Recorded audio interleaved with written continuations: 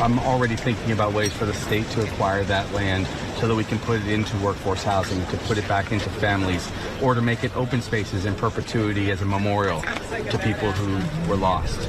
We want this to be something that we remember after the pain passes.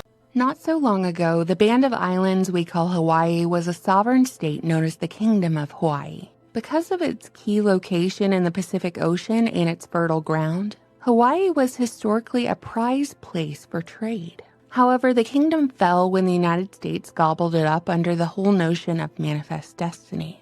With a little help from the U.S. government, a group of American and European businessmen overthrew the Hawaiian monarchy. You see, the Hawaiian Islands offered a key position for a U.S. military base and would aid in the development of the U.S. as a global superpower. And thus, the final queen of the Kingdom of Hawaii was deposed in 1893. From then on, Hawaii played a key role in the world stage.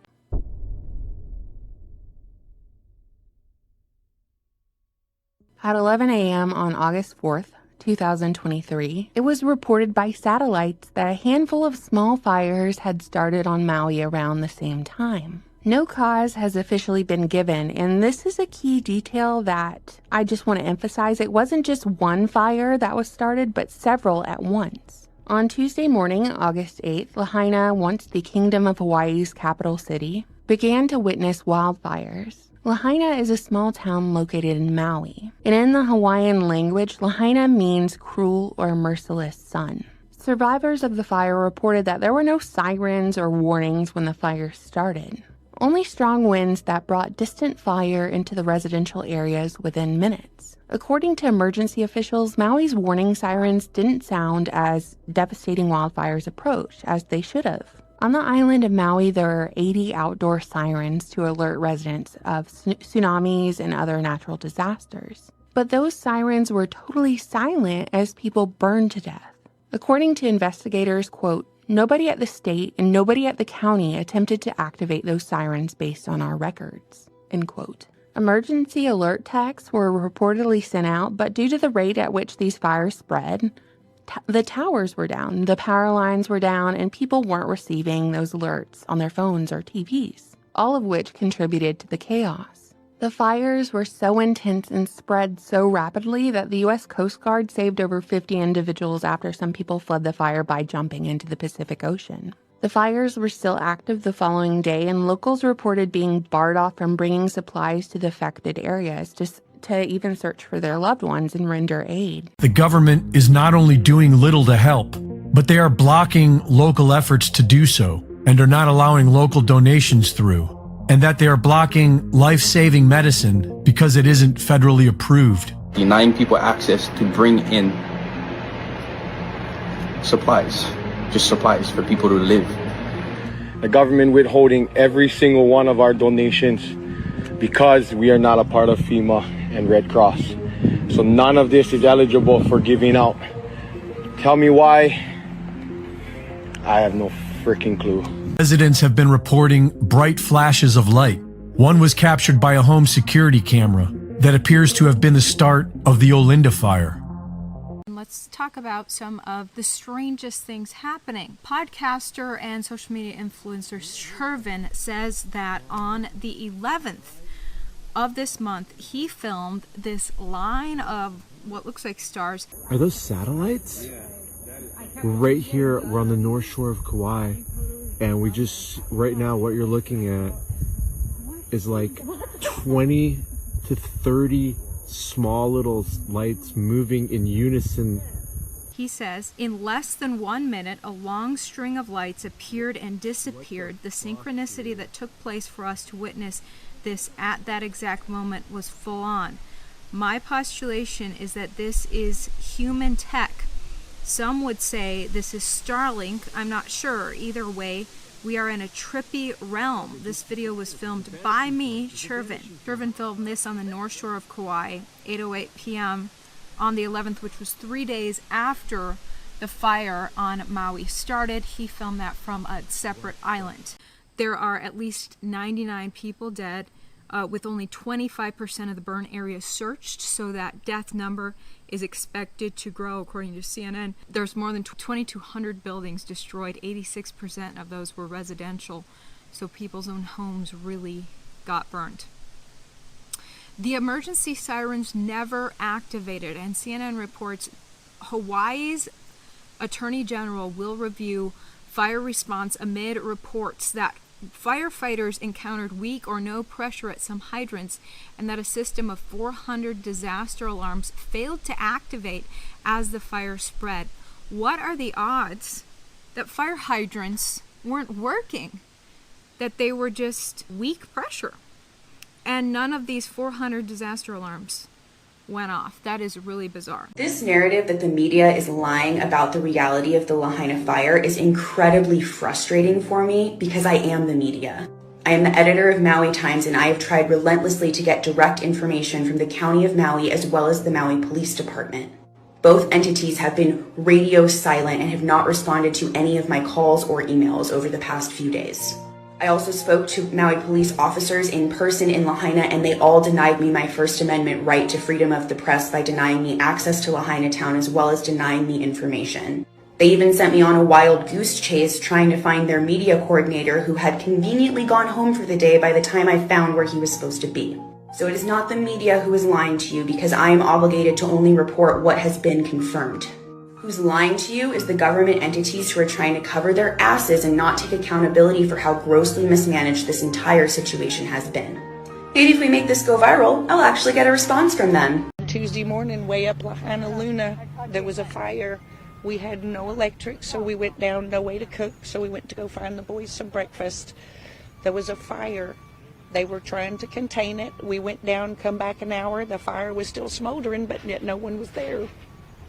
In less than 30 minutes, we got an alarm on our phone.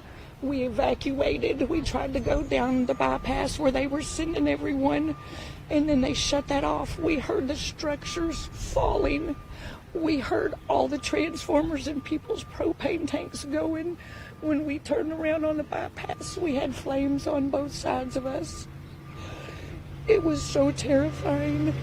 We saw everything go from from one building pop, and then there was 15, 20 houses that just went up so fast. We watched it in our rearview mirror. We went to Ala Wala to stop for, we thought we could use the restrooms, but they were closed, and we ran into a few people we knew, and then we all just headed here. And we've been here at the War Memorial ever since.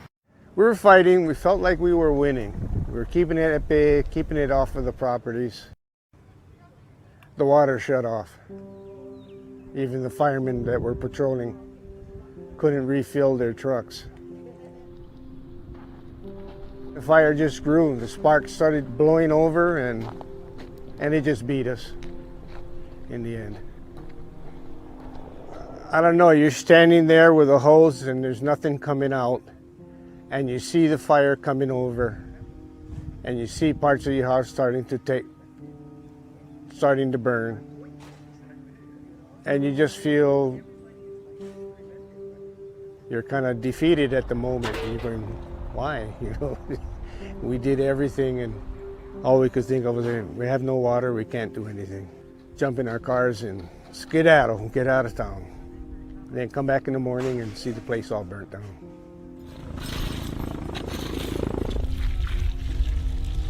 I was concerned about his safety, and then as soon as I saw him in the car, he's home, that means that's not good. And he just said, we lost the house. I was going to retire. I am retired, right? But now I got a new life. So I need a new journey, a bend in my road. Makes you want to cry, Still love it. Still love it, and that's why they say, would you move to Honolulu? I could move to Honolulu, but it's the people and the climate. It's beautiful up here, and it'd be hard to leave. All the cars were lined up, but none of them were moving. And I walked all the way from Safeway to the chart house. Not one car had moved. And I was wondering what was stopping the traffic. Well, it was a policeman. And I got to the end and I looked up north. There were no obstructions. There was no reason to keep those cars there. Are you serious? I'm serious as a heart attack. And I said, what are you doing? He goes, well, I'm under orders to keep them here. And I said, the fire is right around Safeway. It's going to hit Front Street. You know, these people got to get out of here. And he said, I'm following orders. No way. And so I just kept walking. Well, maybe he knows something I don't, you know. So, and I keep walking down the highway, and I look behind, no cars are coming out. I walked all the way to Waikuli Beach, still no cars coming out. And I started hearing boom, boom, boom. And then I heard people screaming and stuff. You're saying they were blockaded in by the police at the end of Front Street? Yeah. Like where the restaurant is? Right, where the chart house Where the chart house was, I should say. There was a blockade there, and they could not go any further. Right. I walked. What the hell? I walked all the way from Safeway to there. Not one car had moved, and people walking in front of me. The people in the cars are saying, "Would you like a ride?" And they're going, "Oh, okay." And they'd get in. They asked me, "No, you better get out of here." You know. But they just, well, we were told to evacuate by car. Okay. So I just kept walking, and I got all the way to, like I said, the Civic Center, and then I started hearing all the explosions, and there was no one walking behind me or on bicycles or anything. Crazy. Alright. I've just been informed that we are shutting down this placard distribution as of now. Please. There are powers that be. I'm not sure of the reasoning. All I know is the order has come down to shut down the distribution of these placards. That's all I have for you.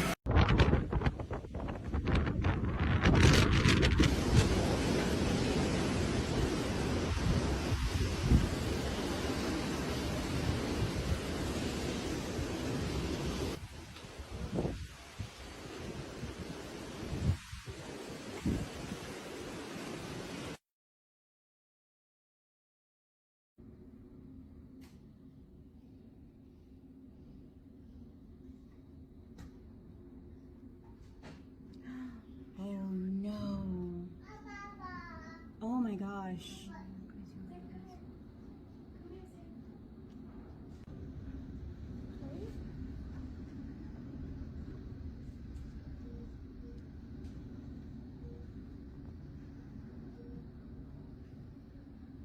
Done it.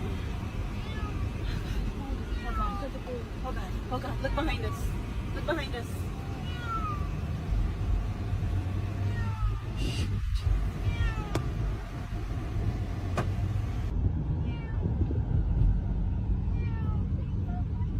Go drive down the bypass for a minute and just see how far we go and just see what happens, and then we can just come back up and turn around because it's just an open highway at this point.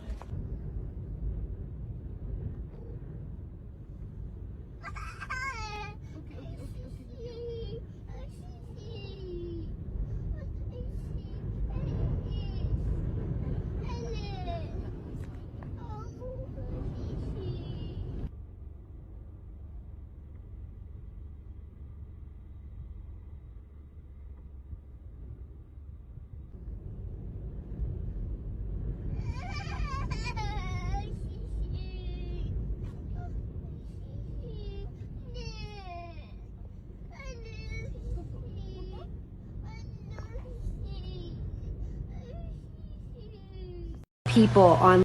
Okay, so update, because people are waiting to hear. There is a list of people that are currently missing. It's like 800 people on the list. You can get the list, I believe, at Hawaii News Now. I'm going to find that out, and I'm going to make another video in a little bit. But there is a list, so people are checking into that list. It's not as accurate what the news is saying versus what's really happening here. The fires are not contained. Number one, 3 fires not contained. Okay. Number 2, the death toll is rising. People were completely trapped. People were retrieving themselves into the water, and not a lot of people made it. It was a full-on inferno. The traffic was being diverted in a circle. The wind was extremely high. They're saying that it could have been a fire that they thought that they had contained that wasn't fully contained. The donations needed are pillows, blankets, clothes, toiletries, first aid kits, probably baby items, non-perishable food, and water. The War Memorial Stadium is one place where they're taking donations. The American Red Cross Hawaii, KANU Hawaii.org. You can go check out there. They have a place where you can donate to some legitimate places that it will actually get to the people that need it. My friend Kaleo said that he was devastated when he went by boat yesterday. DNLR would not take their water donations. They wouldn't let them take the boat past the swim line, even though people were trying to swim out to the boat. There were still people yesterday that were holding on to vessels that had been floating out in the water. Out a bit of a ways. They had to take their boat all the way to the Ka'anapali boat ramp. It's just because the officials are saying, hey, it doesn't necessarily mean that that's true. There are a lot of people that are misplaced, and we're just doing our best as a community to come together. If you're planning on coming to Hawaii in the next week, 2 weeks, in the next month, even in the next 3 to 6 months, I would suggest you have trip insurance and plan something different. I apologize for saying that, but that's just kind of where we're at right now. Our hospital is being impacted because we have a lot of people coming in with burns and with, problems from breathing in the smoke, including a fireman. One of the Wailuku fire trucks was completely burnt all the way. The cannery is gone. Safeway is gone. Front Street is gone. Island Grocery's gone. Minute Stop is gone. Everything is gone. 505 Front Street looks like it's standing, but everything around it is gone. It's a horrific scene, and we're still actively here on Maui doing our best to come together as a community. My name is Kamaka Pualani Kahahawai Kauhapahinui. I was born in Honolulu, but my family is from Maui. My third great-grandfather, Chief Kahahawai, was one of the last ruling chiefs of Maui before the unification of the Hawaiian Islands and colonization. Lahaina is the home of our ancient grandmother, Kihawahine, and they just burnt it to the fucking ground. If you care about Hawaiian people, please learn everything you can about our culture.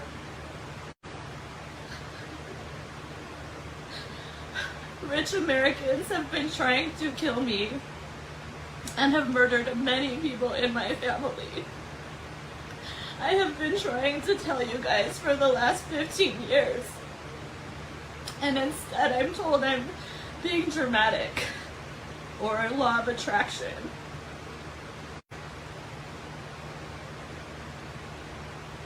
If you haven't seen the statement that Trump put out about the Maui fires, you should go find it on YouTube. I get death threats on Facebook all the time from fake accounts telling me that all my people are gonna die. And Facebook allows that. And when I try to defend myself, I get blocked for a month. And then I have no way to reach family and friends.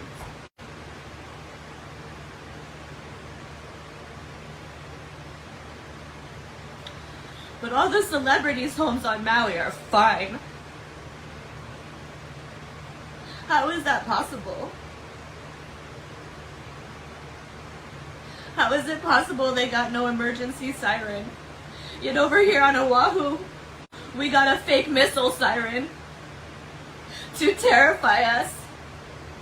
You know, there were 3 fires in Oahu yesterday in Chinatown, downtown. Fake ones, I think, just to scare us all. And did you know in 1900, the state of Hawaii burnt Chinatown to the ground and left thousands of people homeless on purpose? And they don't teach any of this in American school. I am tired of watching the American elite murder my family. Go look up the murder of Joseph Kahahabai Jr., my uncle, murdered in cold blood by the U.S. Navy. Admiral Yates Sterling Jr. told the American public that he was going to lynch my uncle, and they did. They kidnapped and shot him. And when the courts overruled it because they said it was impossible that my uncle raped this girl and that she was lying out her fucking ass, guess what? They got convicted with no punishment. None. Because they're rich fucking royals, just like my mom. She's related to all the colonizers. If you care about Hawaiians, learn our real history and not this fucking bullshit from the news. Please do not let the American elite murder all of my family.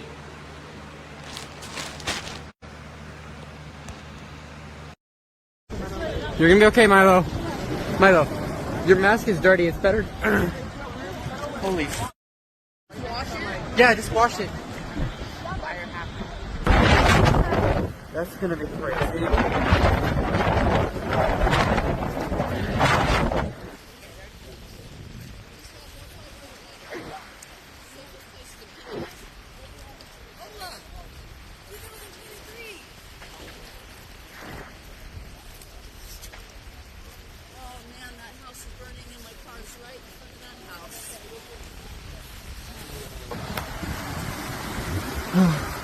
We're out of the water now. No surf, no reef. Maybe you take somebody in the truck at a time because it's looking out the car. Mono!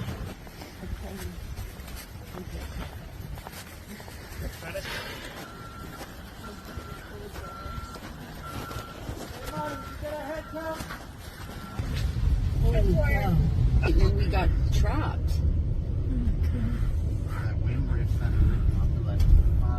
Yep. Yeah, power went out maybe 5:30.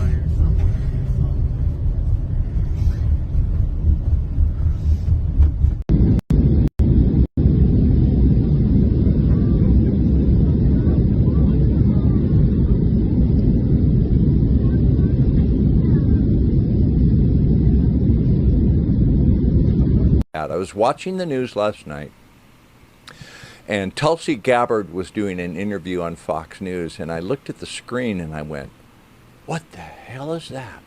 They were showing drone footage of the fire, and I see a human face in there. Can you see it?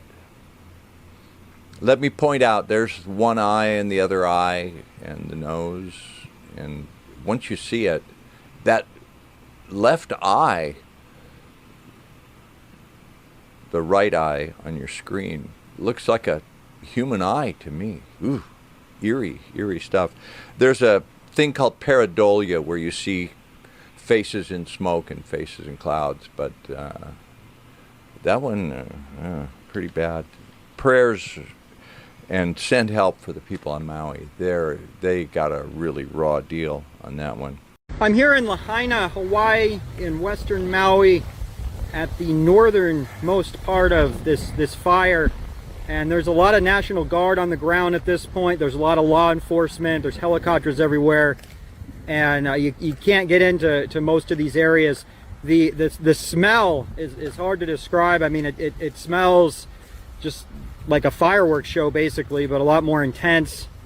And there's, even now, I mean, I could just imagine what it must have been like, you know, when the fire was coming down the mountain.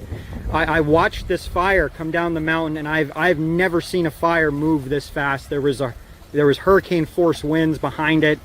It was hot and dry, and I mean, it almost looked like you were watching a time-lapse video in real life. I mean, it was insane how fast it moved, and I've heard stories from multiple people who have said hundreds of people had to jump into the ocean. A lot of them drowned.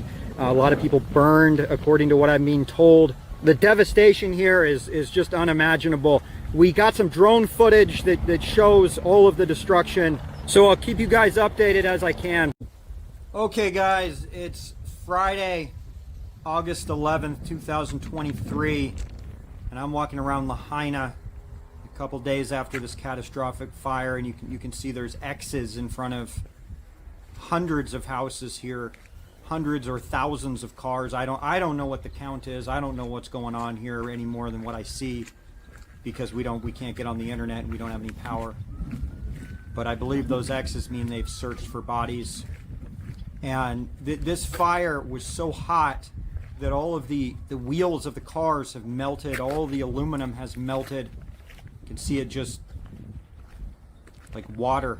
It ran down the gutters in places where there's just molten aluminum everywhere. So I don't know how hot a fire has to get to do that, because I can't search for anything on the internet, but let me know in the comments. And you know, one other thing I'll say is, I think on one of the neighborhoods I was walking through yesterday, I commented that it smelled like a fireworks show, and you know, just more intense. But that is not what it smells like here. Here it smells like death. It smells like dead bodies is what it smells like. I mean, it's unimaginable. I mean, anyone who's ever smelled a rotting animal carcass, that is what it smells like when I'm walking around here. And you know, it's like this for miles, and I don't know what it looks like if an atomic bomb hits a city, but I couldn't imagine anything being much worse than this.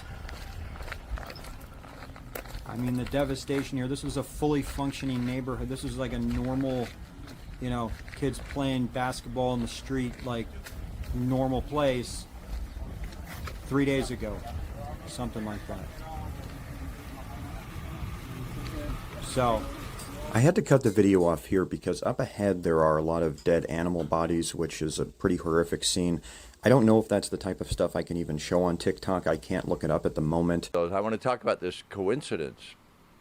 I saw a post where someone said, well, the police chief on Maui was the same guy who was in charge of one of the worst mass shootings in American history in Las Vegas. And now he's overseeing the things on Maui. And I was like, nah, that can't be true. That's not true. So I looked it up. John Pelletier is the Maui police chief, and you see him on the news detailing what's going on with Lahaina. And so I looked him up. New police chief wants to import successful Las Vegas programs to Maui. Pelletier was the incident commander for a mass shooting at a country music festival that left 58 people dead. The gunman also killed himself before he could be apprehended by officers. Of course, the official story was exactly right there. There were no questions about anything else that might have happened. Pelletier gave us the absolute straight scoop. So now he is in charge of what's going on over in Maui. The Kanaka Maoli, the native Hawaiian people, have been forced off their land. Their land has been stolen from them all over the state. And one beautiful little jewel of a holdout was Front Street in Lahaina. That historic little town was mostly owned by native Hawaiians. And there was tremendous pressure by big money, by the people with a lot of money and power, to try to get them off the land, to sell that land so it could be developed in somebody else's image. And the Hawaiians were holding out. They were holding strong. How do you redraw a map?